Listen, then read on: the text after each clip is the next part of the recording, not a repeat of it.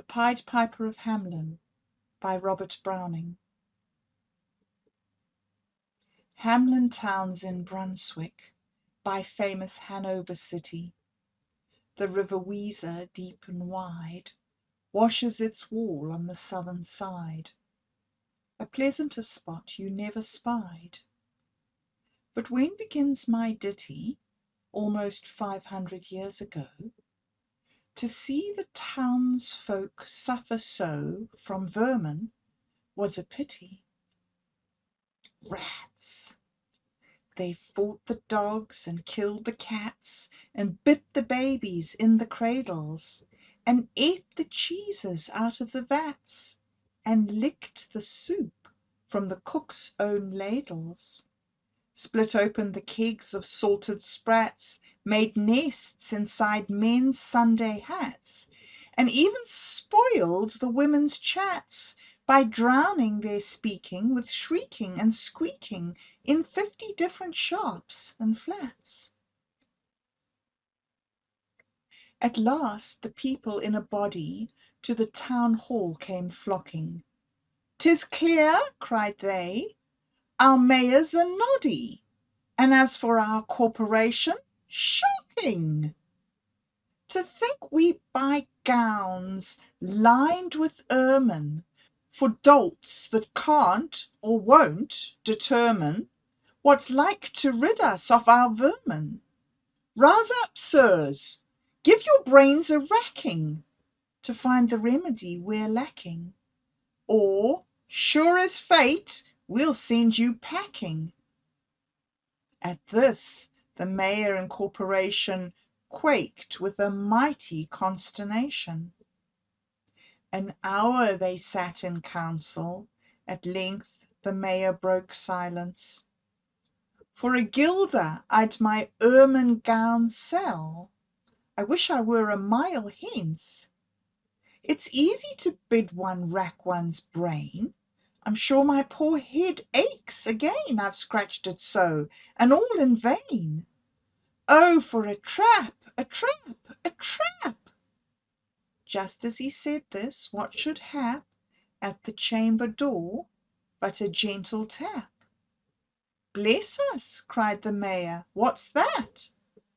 With the corporation as he sat, looking little though wondrous fat. "Only a scraping of shoes on the mat?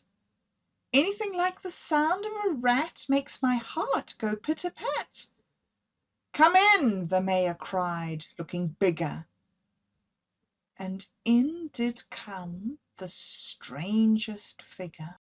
His queer long coat from heel to head was half of yellow and half of red, and he himself was tall and thin, with sharp blue eyes, each like a pin, and light loose hair, yet swarthy skin. No tuft on cheek nor beard on chin, but lips where smiles went out and in. There was no guessing his kith and kin, and nobody could enough admire the tall man and his quaint attire. Quoth one, "It's as my great-grandsire, standing up at the trump of doom's tone, had walked this way from his painted tombstone." He advanced to the council table, and, "Please your honours," he said, "I'm able, by means of a secret charm, to draw all creatures living beneath the sun, that creep, or swim, or fly, or run, after me so as you never saw. And I chiefly use my charm on creatures that do people harm, the mole and toad and newt and viper, and people call me the Pied Piper." And here they noticed round his neck a scarf of red and yellow stripe, to match with his coat of the self-same check, and at the scarf's end hung a pipe. And his fingers, they noticed, were ever straying, as if impatient to be playing upon this pipe, as low it dangled over his vesture so old-fangled. Yet, said he, poor piper as I am, in Tartary I freed the Cham last June from his huge swarms of gnats. I eased in Asia the Nizam of a monstrous brood of vampire bats. As for what your brain bewilders, if I can rid your town of rats, will you give me 1,000 guilders? 150,000! was the exclamation of the astonished mayor and corporation. Into the street the piper stepped, smiling first a little smile, as if he knew what magic slept in his quiet pipe the while. Then, like a musical adept, to blow the pipe his lips he wrinkled, and green and blue his sharp eyes twinkled, like a candle flame where salt is sprinkled. And ere 3 shrill notes the pipe uttered, you heard as if an army muttered, and the muttering grew to a grumbling, and the grumbling grew to a mighty rumbling, and out of the houses the rats came tumbling. Great rats, small rats, lean rats, brawny rats, brown rats, black rats, grey rats, tawny rats, grave old plodders, gay young friskers, fathers, mothers, uncles, cousins, cocking tails and pricking whiskers, families by tens and dozens, brothers, sisters, husbands, wives, followed the piper for their lives. From street to street he piped, advancing, and step for step they followed, dancing,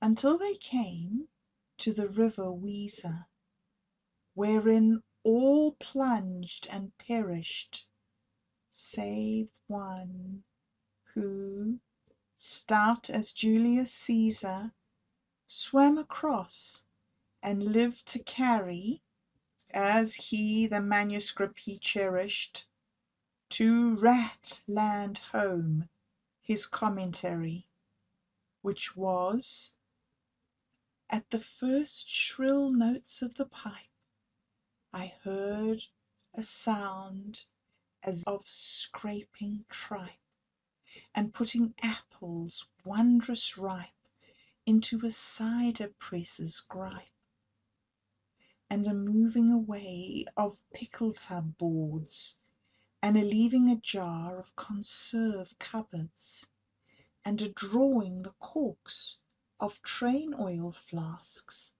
and a breaking the hoops of butter casks. And it seemed as if a voice, sweeter than by harp or psaltery is breathed, cried out, "O rats, rejoice! The world is grown to one vast dry saltery.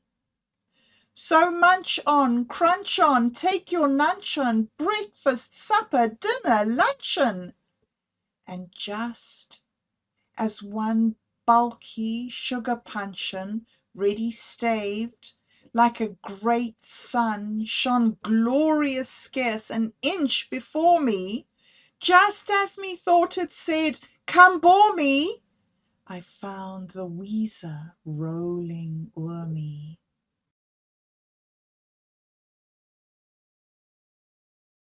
You should have heard the Hamelin people ringing the bells till they rocked the steeple. "Go," cried the mayor, "and get long poles, poke out the nests and block up the holes. consult with carpenters and builders, and leave in our town not even a trace of the rats, when suddenly up the face of the piper perked in the marketplace, with a "First, if you please, my 1,000 guilders." 1,000 guilders? The mayor looked blue. So did the corporation too.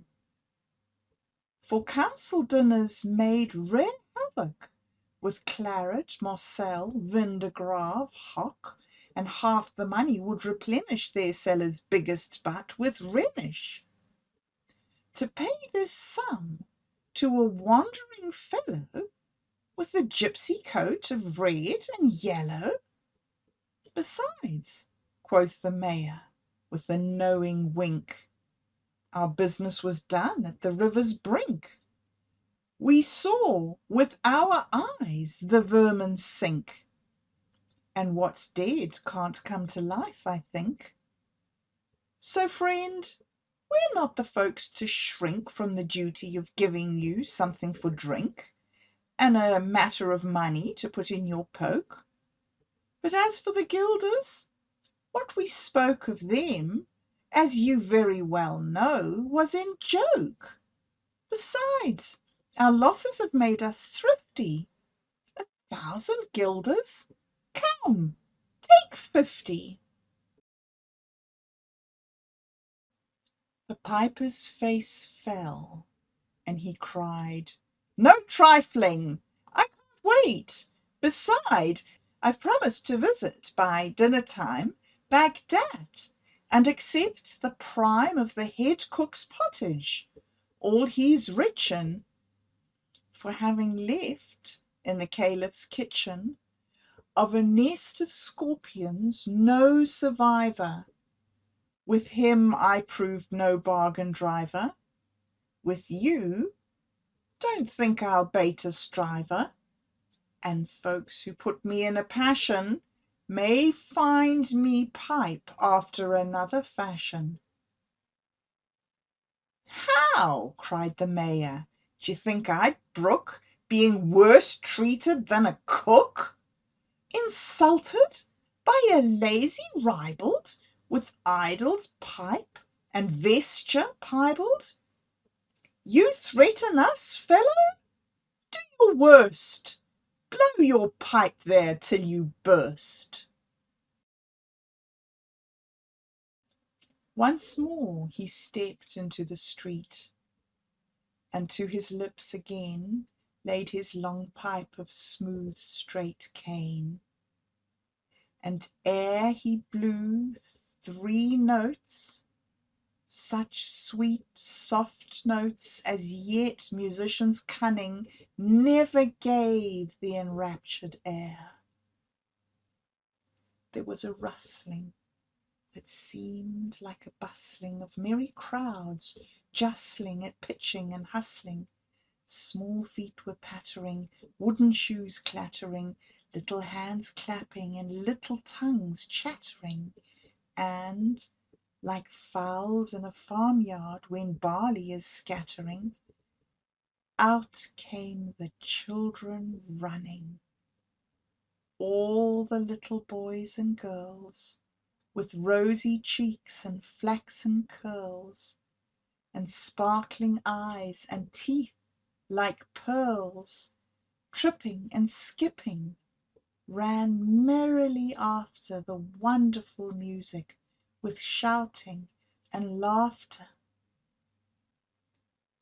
The mayor was dumb, and the council stood as if they were changed into blocks of wood, unable to move a step or cry to the children merrily skipping by, could only follow with the eye that joyous crowd at the piper's back.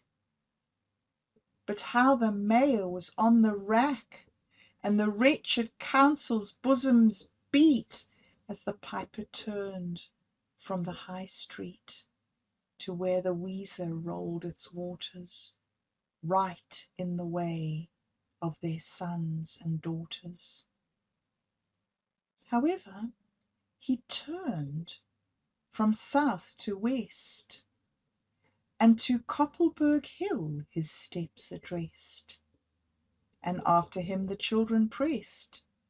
Great was the joy in every breast. He never can cross that mighty top. He's forced to let the piping drop, and we shall see our children stop.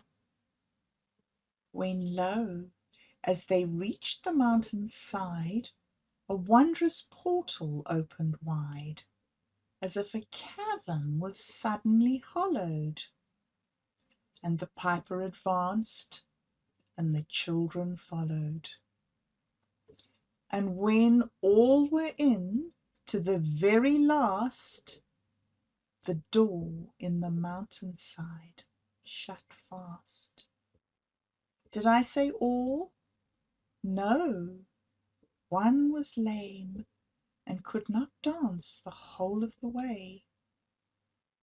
And in after years, if you would blame his sadness, he was used to say, "It's dull in our town since my playmates left.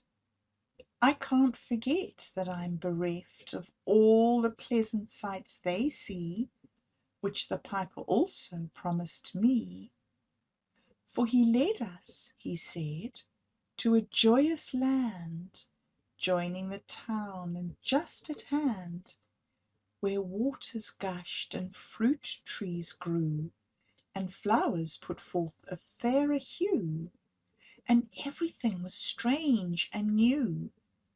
The sparrows were brighter than peacocks here, and their dogs outran our fallow deer, and honey bees had lost their stings, and horses were born with eagle's wings.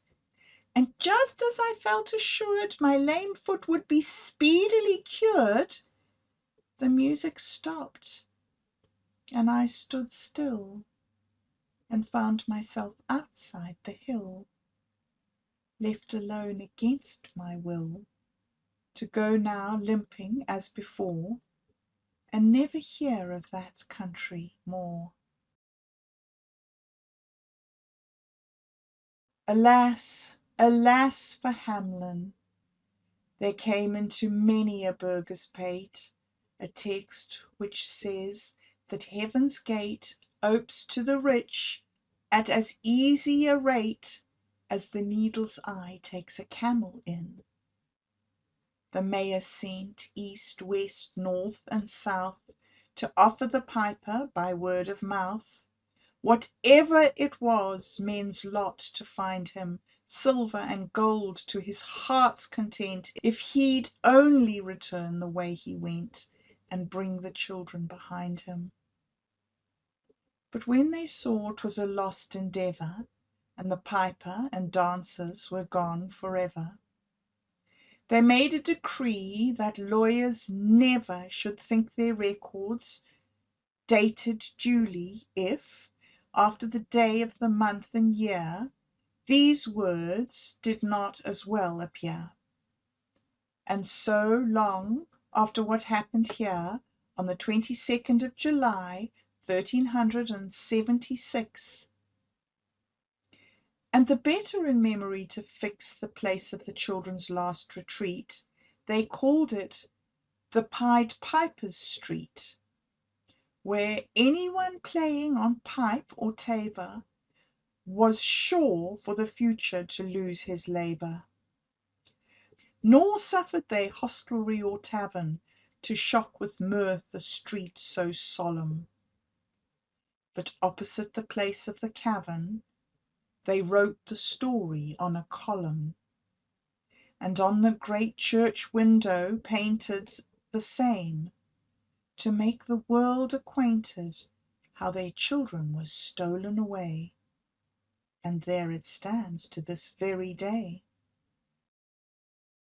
And I must not omit to say that in Transylvania there's a tribe of alien people who ascribe the outlandish ways and dress of which their neighbours lay such stress to their fathers and mothers having risen out of some subterranean prison into which they were trepanned long time ago in a mighty band, out of Hamelin town in Brunswick land. But how or why they don't understand.